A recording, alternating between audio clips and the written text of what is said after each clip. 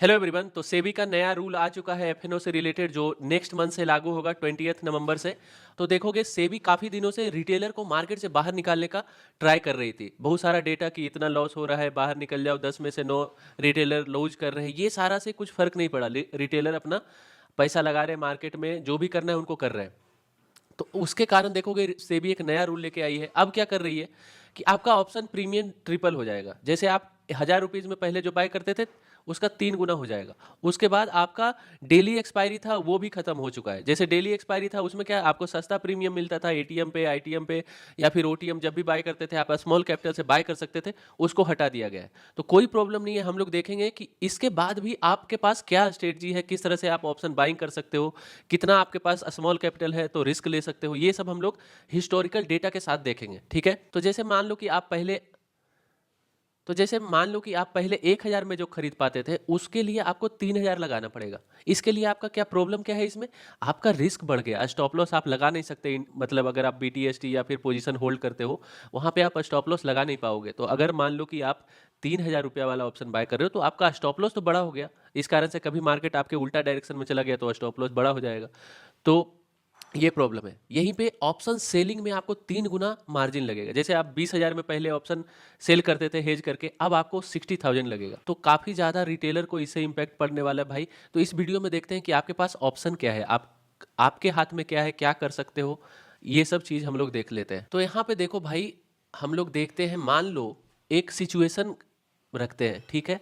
मान लो कि अब वीकली तो एक ही एक्सपायरी होने वाला है, या फिर निफ्टी रहे या बैंक निफ्टी रहे, एक ही एक्सपायरी रहेगा।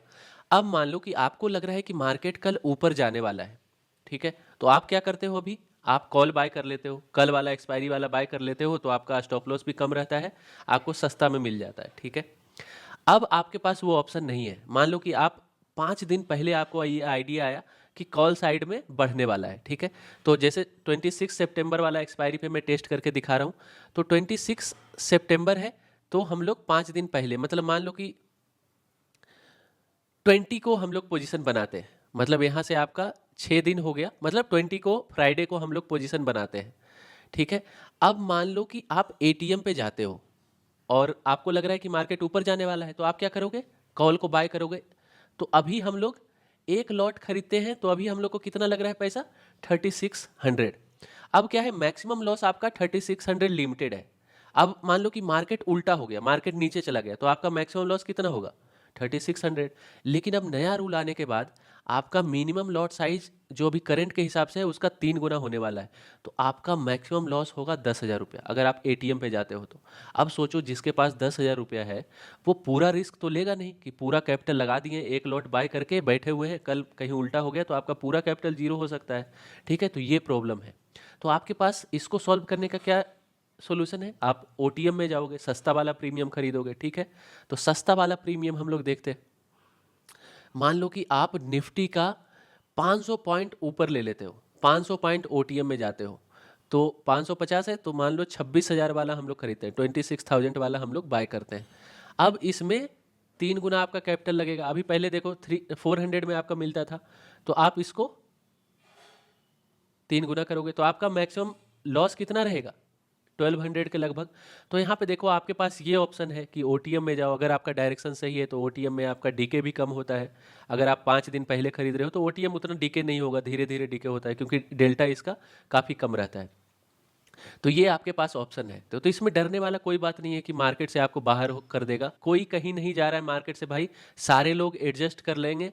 2 दिन एक्सपायरी रहने वाला है वीकली, सारा लोग एडजस्ट कर लेंगे, ठीक है। अब देखते हैं कि अगर आप एक्सपायरी के दिन बाय करते हो तो कितना आपको प्रीमियम लगेगा। एक्सपायरी के दिन क्या है, आप कुछ भी कर सकते हो, वहां पर इंट्राडे आप ऐसे लगा सकते हो, ठीक है। तो 26 को ही देख लेते हैं, मॉर्निंग में एकदम 9:16 में, मॉर्निंग में देखते हैं। मान लो आप एटीएम में जाते हो और आप कॉल बाय करते हो, तो मिनिमम आप 3 लॉट बाय करोगे।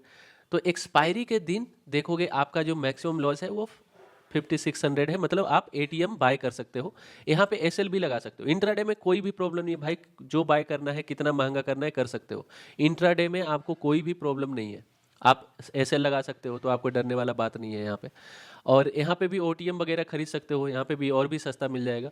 तो रिटेलर के लिए अब देखो इसमें क्या होगा, मैनिपुलेशन कम हो जाएगा, आपको फ़ायदा होगा। अगर आपके पास थोड़ा बहुत कैपिटल है तो आपको फ़ायदा होगा। पहले क्या होता था, ज़्यादा लोग रहते थे तो बड़े प्लेयर क्या है, इधर उधर मार्केट को मूव करके आपका एसएल हंट कर लेते थे। अब क्या है, एसएल एक जगह रहेगा नहीं।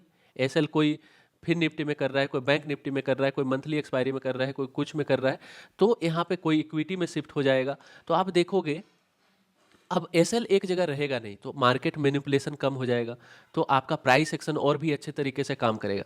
तो ऐसा नहीं है कि आपको पूरी तरह से नुकसान है इस रूल से, आपको फायदा भी होगा। जैसे प्राइस एक्शन अच्छा काम करेगा, जैसे आप बोलते हो कि बिटकॉइन या फोरेक्स में आपका प्राइस एक्शन काफी सही काम करता है, तो सिमिलर आपका यहाँ पे भी काम करेगा, क्योंकि लोग का एसएल रहेगा ना, डिस्ट्रीब्यूटेड रहेगा। कोई स्टॉक में कर रहा है, कोई ऑप्शंस में कर रहा है, कोई फ्यूचर में कर रहा है, तो आपका एक जगह नहीं रहेगा। पहले क्या होता था, एक्सपायरी के दिन ही सारा लोग करते रहते थे, और इस कारण से देखो कि बड़े प्लेयर आपका कभी ऊपर साइड में एसएल उड़ा दिए, कभी नीचे घूम जा रहा है। प्राइस एक्शन पूरी तरह से, जब भी 0 डे एक्सपायरी आया था उसके बाद देखोगे प्राइस एक्शन उतना अच्छे से काम नहीं कर रहा था।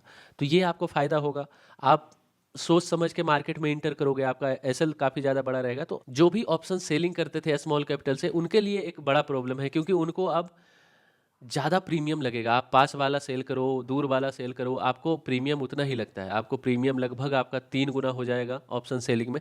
तो ये ऑप्शन सेलर के लिए प्रॉब्लम है। ऑप्शन बायर के लिए बहुत सारा ऑप्शन है भाई, आप दूर का ओटीएम बाय कर सकते हो, या फिर सिर्फ एक्सपायरी के दिन ट्रेडिंग कर सकते हो, वो भी आपके पास ऑप्शन है। ओवर ट्रेडिंग कम हो जाएगा। इक्विटी में ट्राई कर सकते हो, वहाँ पे आपका प्राइस एक्शन अच्छा काम करेगा। थोड़ा मैनिपुलेशन कम हो जाएगा भाई इसके थ्रू, ये रूल के थ्रू आपका मैनिपुलेशन कम हो जाएगा। तो ओवरऑल देखोगे तो सारा नुकसान ही नहीं है। और लिक्विडिटी ऐसा नहीं है कि लॉट साइज बढ़ गया तो लिक्विडिटी कम हो जाएगा। अब जैसे मान लो बहुत सारे लोग फिर निफ्टी मिड कैप इधर उधर करते रहते थे, अब बैंक निफ्टी में करेंगे तो लिक्विडिटी उतना ही रहने वाला है भाई। लिक्विडिटी में कोई कमी नहीं आने वाला है। मुझे नहीं लग रहा है लिक्विडिटी में कुछ भी प्रॉब्लम होगा वीकली एक्सपायरी में।